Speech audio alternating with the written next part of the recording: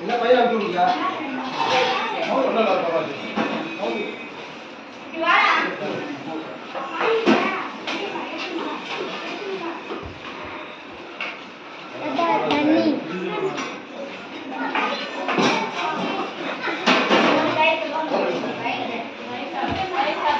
குண்டான் இருக்குது பாரு, லெஃப்டில் குண்டான் கீழே தண்ணி தண்ணி மூடி வச்சுருக்கு.